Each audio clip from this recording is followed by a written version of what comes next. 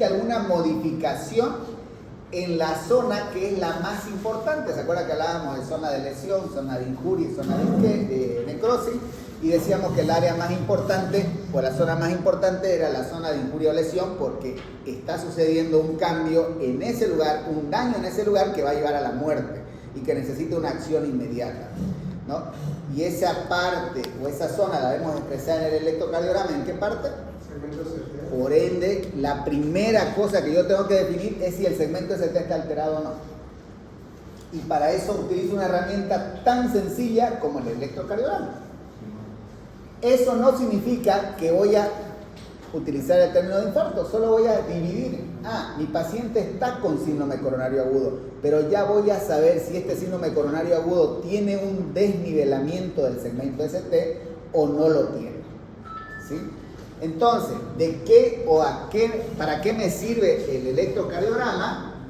Primero, para saber en cuál de los dos sitios nos encontramos.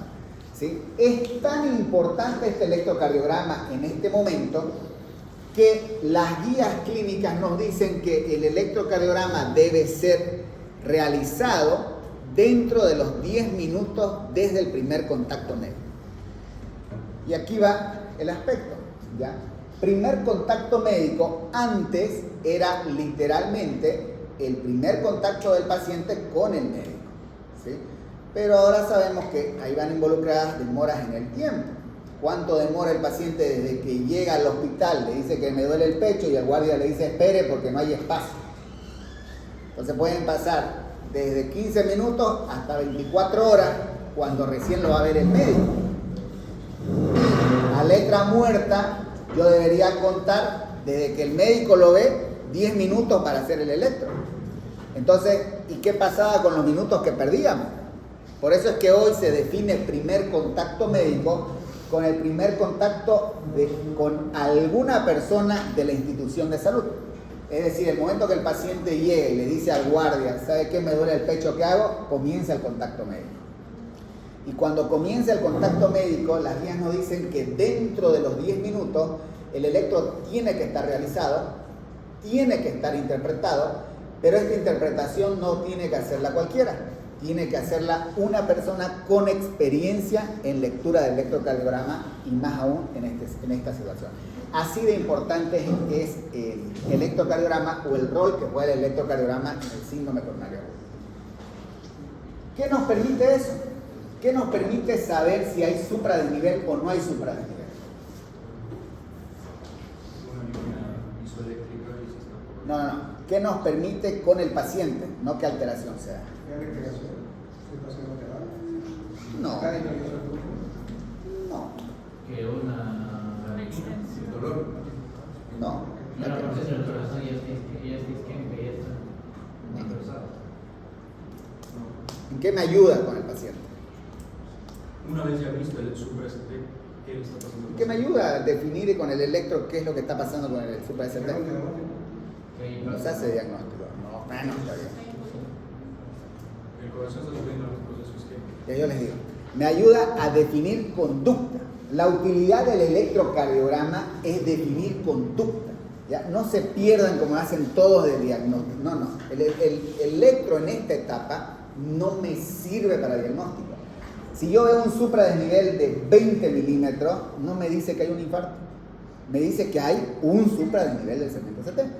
Lo que sí me va a decir es que ese supradesnivel requiere o es una emergencia. Si no hay supradesnivel, es una urgencia.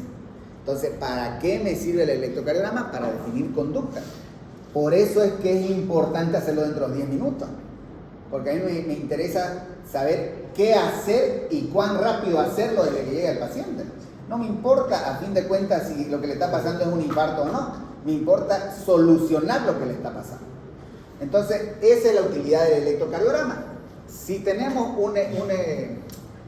una situación en el electro donde existe un supradesnivel del segmento ST, entendido como el desnivelamiento hacia arriba del punto J, y con el punto J va arrastrado el segmento ST, nos está diciendo que nosotros debemos pensar en esto. Cuando ustedes piensan en un supradesnivel del segmento ST, tienen que tener esta imagen en la mente, donde nosotros vemos aquí aquí una coronaria seccionada. Miren de bonito que se ve el endotelio. Este es el endotelio.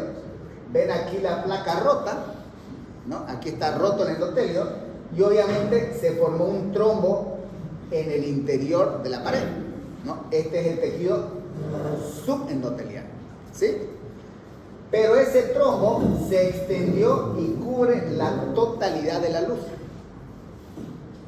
Aquí no está pasando ni una gota de sangre por este espacio. Entonces, el supradesnivel del segmento ST implica que hay una oclusión total de la arteria.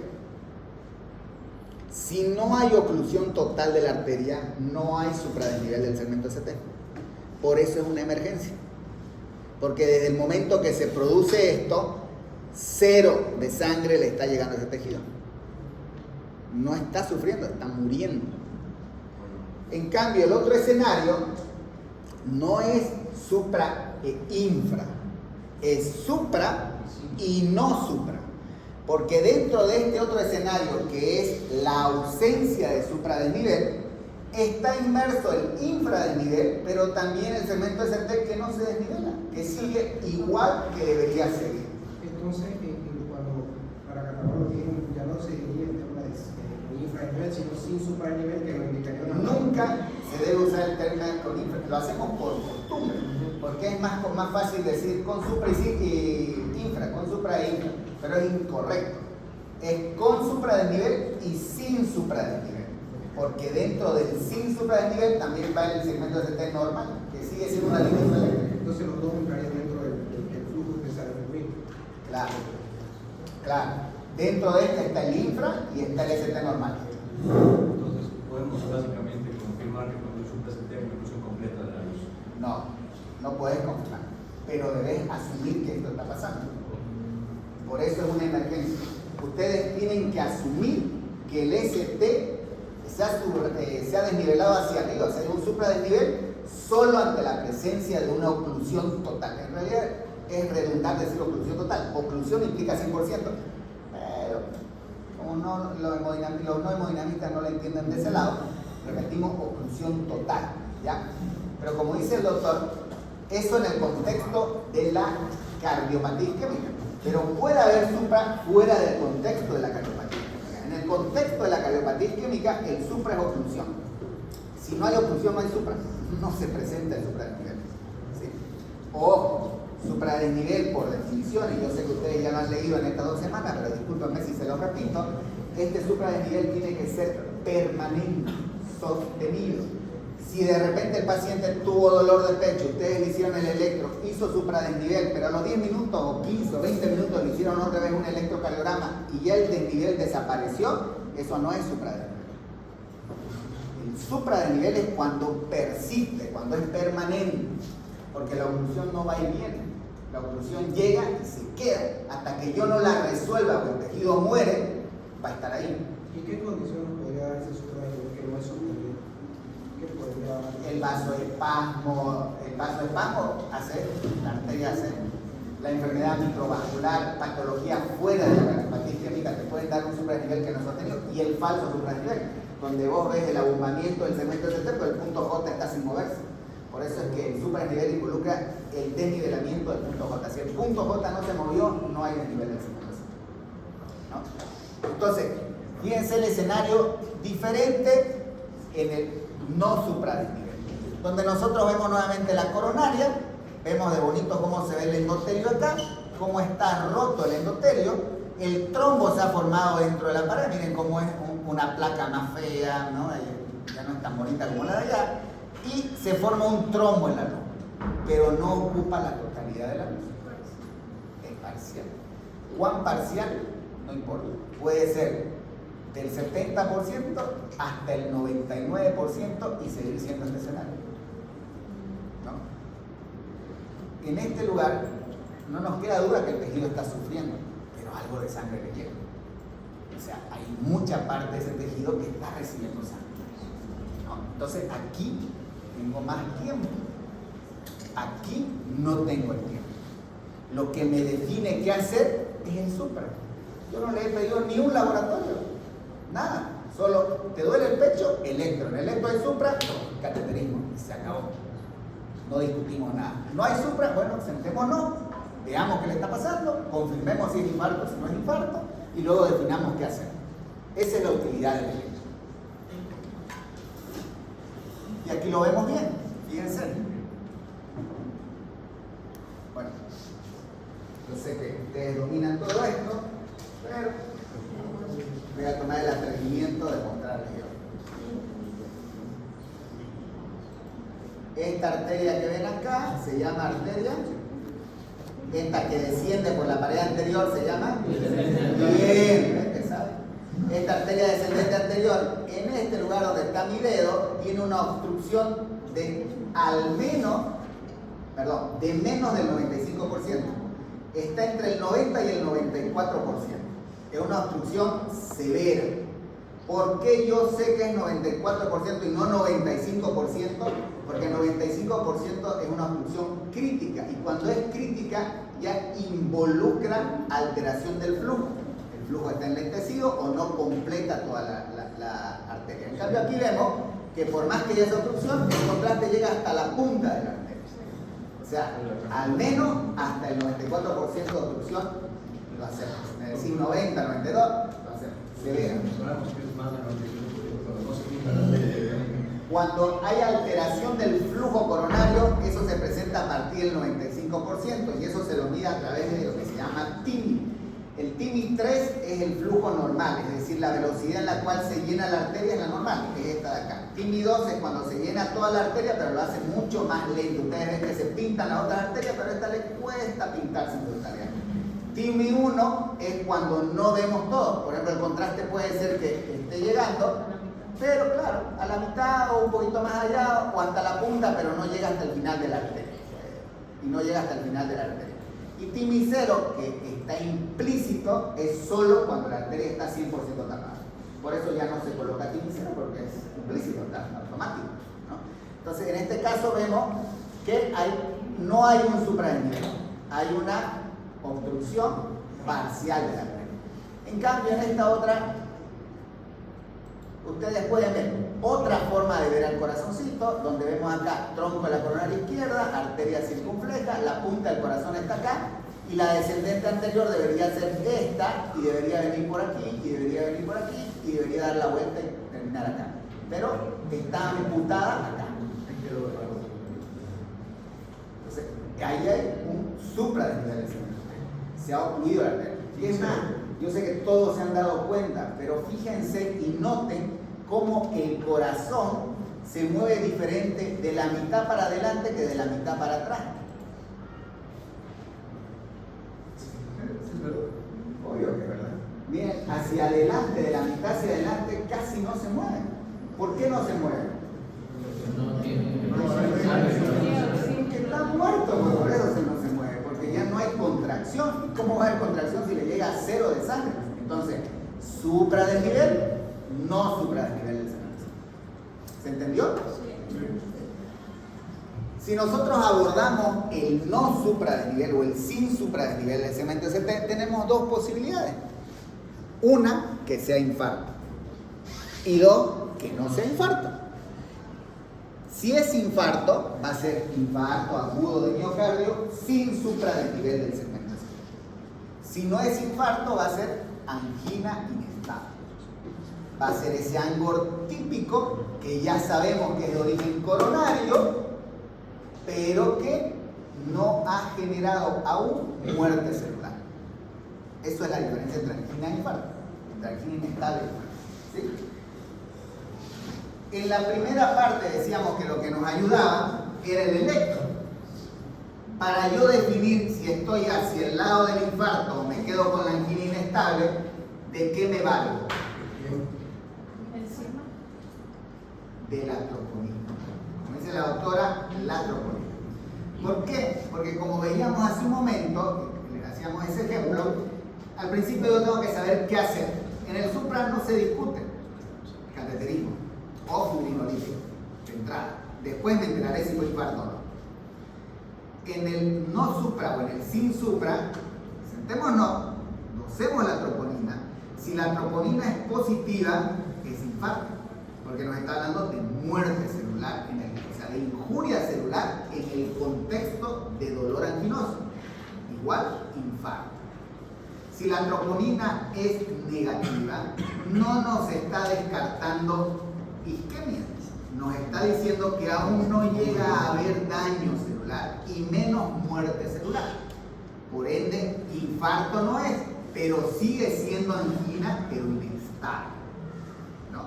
Entonces, son dos escenarios diferentes y son escenarios que requieren el diagnóstico. En la primera etapa defino conducta y no requiero diagnóstico. En el escenario del síndrome coronario agudo sin elevación del segmento ST, requiero diagnóstico. No me puedo quedar con la duda, no, veremos. No. Después de saber que no fue supra, debo saber si es infarto o no. Y esto lleva a reflexionar sobre qué es infarto. Y aunque pareciera, ¿qué es infarto? ¿Cuál es la definición de infarto? Muerte por isquemia.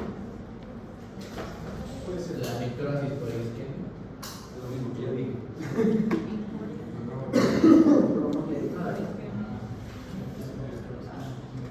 Infarto de miocardio es algo que mencionamos en medicina todos los días, independientemente de la especialidad, y de acuerdo a la especialidad se la menciona más o menos, pero no todos conocen la definición de infarto. Y no es que seamos actualizados o no, o tontos o no, sino que nos cuesta ponernos de acuerdo de qué es infarto. Esto se viene analizando, pensando, discutiendo y cambiando la definición a lo largo de los años. Y en líneas generales podemos dividirlo en dos tiempos. Una etapa antigua, tradicional, para no ofender a lo más antiguo, en la cual se definía el infarto en función del dolor. Y uno dice, hasta tiene sentido. Si el síndrome coronario agudo lo define en función del dolor y el infarto es ese plus del síndrome coronario agudo, tiene sentido definirlo en base al dolor, ¿no? Y tradicionalmente se decía que infarto era ANGO, como dijeron, angina, ¿no? Más al menos dos componentes que corroboren esa angina.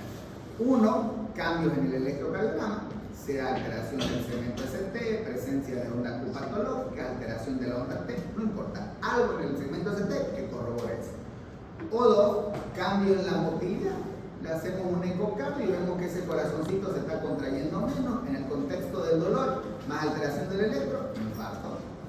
O no tiene una de las dos y lo que vemos es que las enzimas cardíacas, en esa época no se usaba mucho la troponina, se usaba la CPK o la CKNB o la LDH, que hoy es absurdo que la pidan, pero la siguen pidiendo, y hablamos de infarto, ¿no? Pero ¿qué sucede? Sucede que nos olvidamos de la semiología. Porque cuando hablamos nosotros de dolor, de angina, nos olvidamos que el dolor es un síntoma. Y el hecho que sea un síntoma implica que es. Y el hecho que sea subjetivo ya nos cambia todo. Porque depende de la experiencia del paciente, es decir, su trabajo, a qué se dedica, bla, bla, bla, bla. Depende del conocimiento del médico para interpretar lo que el paciente le está diciendo y depende de la educación de ambos dos. Porque por más que el paciente quiera transmitir, si no sabe cómo hacerlo, o el médico no sabe entenderlo, porque le tocó un médico, acaba de llegar de Dinamarca y el paciente acaba de salir de un pueblito del occidente, no vamos a entender nunca entre los dos, no se van a entender que es angina frente a lo que está. Y se ha hecho estudios al respecto, se ha puesto un paciente con dolor relatando el dolor y se puso delante de ellos a varias especialidades, emergenciólogo, terapista, clínico, cardiólogo, hemodinamista, escuchando al mismo tiempo lo que relata el paciente y se encontraron con la sorpresa de que cada uno tenía una versión diferente de lo que le pasaba al paciente. Y uno dice, ¿cómo es posible esto que suceda si es que estamos escuchando a la misma persona? Ah, porque el dolor es subjetivo. Y el médico entiende el dolor en función a qué se dedica. El hemodinamista, desde que ve a un paciente, lo primero que está pensando es que se está infartando, ¿no? Entonces ya menos le voy a prestar atención a lo que le está pasando. Yo voy a pensar, le voy a poner una estena a la DA, por ahí voy a utilizar un balón, se me va a morir, no sé qué, por ahí no es ese problema. Entonces, no se dieron cuenta de eso y se dieron cuenta que la cardiología entre esas especialidades era la más específica, pero resultamos no ser tan sencillos. En cambio, las otras especialidades, como la emergencia, resultó ser muy sensible, pero poco específica para diagnosticar. Y dijeron, entonces, nos cansamos de decir que necesitamos definir precozmente para hacer tratamiento y no nos ponemos de acuerdo en definir si lo que tiene este buen hombre es angina o no. Entonces, cambiemos la definición de infarto. Y de ahí salieron las nuevas definiciones de infarto. Dijimos, ¿cómo vamos a cambiar la definición de infarto? Bueno, pongámosle un nombre. Definición universal de infarto. ¿Cómo llegamos a una definición universal de infarto? Juntemos a los cardiólogos más representativos del mundo, los encerramos así como eligen al Papa, y entre todos nos ponemos de acuerdo y decimos, infarto es esto. Y salió una primera definición, una segunda definición, una tercera definición, salió la cuarta definición universal de infarto en 2018, está por salir la quinta definición, y hasta ahora tenemos los médicos que ni la primera han leído, digamos, ¿no? Y hasta ahora ustedes le preguntan qué es infarto y no tienen idea de qué es infarto. Y ahora lo que nos dicen es, saquemos la subjetividad. Si el dolor es subjetivo, ¿por qué voy a seguir centrando el diagnóstico del infarto en el dolor? No. ¿Qué es lo más objetivo a la hora de hablar de repercusión o daño miocárdico? La injuria miocárdica. Y la injuria miocárdica laboratorialmente la expreso o la veo a través de la troponina. Entonces, utilicemos como eje la troponina. Porque puede ser que yo no sepa medicina, pero si yo recibo un laboratorio donde me dice que el valor de troponina normal es menor a 1 y me da 2, no voy a decir, no se discute, es objetivo. O si es cualitativo y me dice troponina positiva, ¿qué tengo que interpretar? Nada, no es infarto, es injuria. Estamos hablando, estamos llegando recién a la definición de infarto. Entonces nos está diciendo de que hay un cuadro de injuria miocárdica. Y esta injuria miocárdica la podemos ver de manera objetiva. Ya no discutimos la pero lo objetivo no tiene que perderse de lo clínico. Y tanto el síndrome coronario agudo y más el infarto es un síndrome clínico.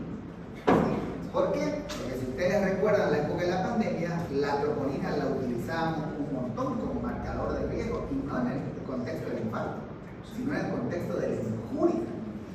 Y eso ha ayudado a muchas especialidades a entender la forma de interpretar la troponina. Entonces, a esa troponina positiva necesitamos darle